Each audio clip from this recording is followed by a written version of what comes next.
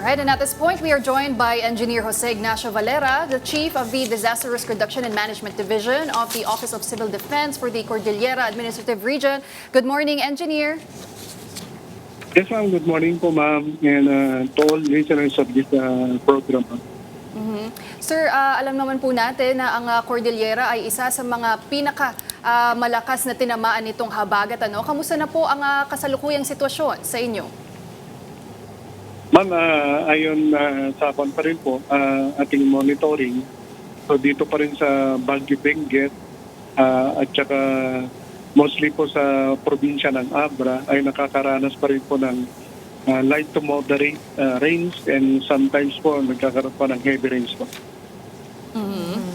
Alright, meron pa po ba tayong mga areas na sa ngayon po nakikita po natin impassable, hindi po madaanan at which areas po itong binabantayan natin na ito due to landslide and mga debris na nakaharang?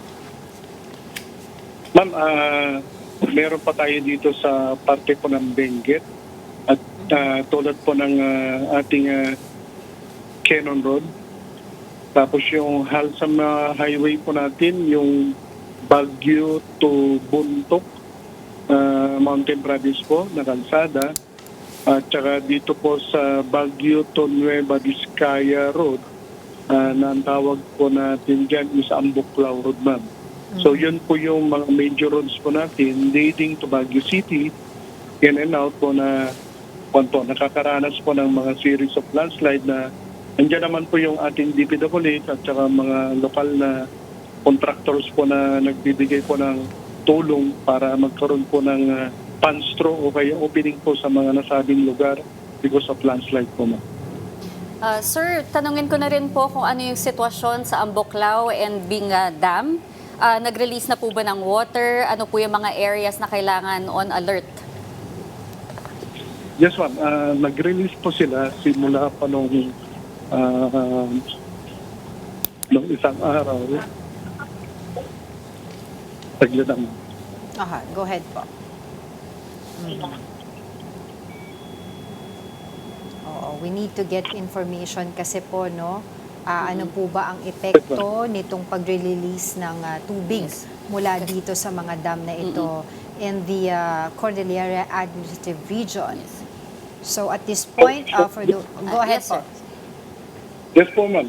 Ayon po sa namamahala po ng ating dalawang dam po dito sa Benguet, bale sakop po niya dito sa Ambuclao Dam ay meron po silang 8 gates na naka-open pa rin po. Ng total na metro po is 2.5. Nakahapon po is 14 meters po yung total po na opening po nila sa 8 gates po nila. Tapos dito naman po sa baba niya, that is the Binga Dam, ay naka-open pa rin po yung 6 nilang gate na ang total po ng metro ng openings is 3 meters. Kahapon po is total po na meters is 15. So binabaan na po nila. Ang dadaluyan po nito ay hanggang sa Pangasinan po kasi ang kanyang pupuntahan itong tubig na nirelease po ng dalawa po natin na dams dito sa Benguet. Sir, sabi po ng NDRRMC na may 2 pong reported deaths sa Benguet. Ano po ba yung dahilan ng kanilang pagkamatay at ito po ba ay verified na? Ma'am, 2 po sa may Shilan La Trinidad Benguet. Yung una po na nagkaroon po tayo ng death casualty na ayon po sa report ng ating lokal na gobyerno together with the kapulisan po natin is landslide po yung dahilan. Bale yung kainan po ito, yung kanilang lugar na yung landslide ay galing po sa kabila po na kalsada. So lumipat o kaya pumunta po sa kainan na kung saan sila nagtatrabaho. So yun po yung cause ng tinatawag po natin na victim na death na 2. Well, sir, of course, we all know po na 80% of the areas dyan po sa Cordillera Administrative Region ay landslide-prone areas and may mga naitala na nga po tayong mga fatalities dyan. But sa inyo pong assessment, marami pa rin po doon kasi ang mga nakatira. Meron po bang coordination with you and the LGU para po mailipat po no, sa mas ligtas na lugar ang mga residente para po makaiwas po tayo dito sa mga aksidente? Yes po, nagkakaroon po tayo ng mga, noong una po, meron tayong mga preemptive evacuations. Meron din po yung tinatawag natin na nag-evacuate sila sa mga kamag-anak nila. At saka meron din po tayong active po ngayon na 11 po na evacuation centers. Dito sa, lalo na sa Benguet po na lugar. Meron din po tayong mga nag-evacuate po na nasa mga safe na lugar ng kanilang mga kamag-anak. So yun po yung mga ginawa po natin together with the local government officials po. Sir, meron na po bang mga areas na hindi mapupuntahan or napupuntahan ng aid? Napupuntahan Ng tulong? Ulit po. Ng tulong, ma'am. So far Opo. po ay wala po tayong ganun po na mga na-monitor kasi bago pa lang po dumating yung mga ganito po na panahon, okay, insidente, ay meron po kaming preposition goods coming from yung mga food packs po ng DSWD. Tapos meron din po kami dito sa opisina ng Office of Civil Defense, Cordillera, na mga non-food items na naka-preposition po sa mga probable na isolated areas, pas mga ganun kung may panahon po na ganito. So naka-preposition po kami before pa lang na sumapit po yung mga weather disturbances po natin.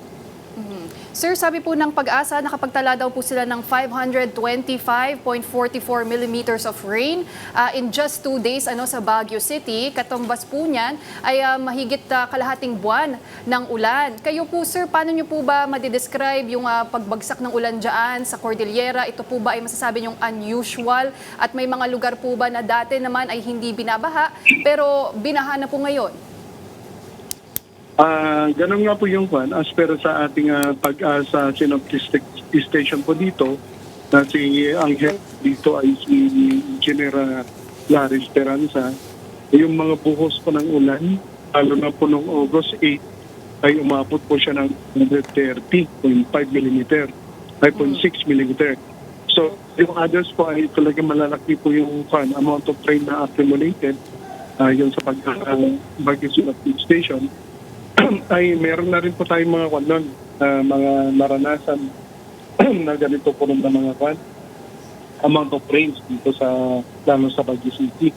Tulad ng typhoon na Alawin, mga ganun po, at saka yung mga other po na weather disturbance po tayo.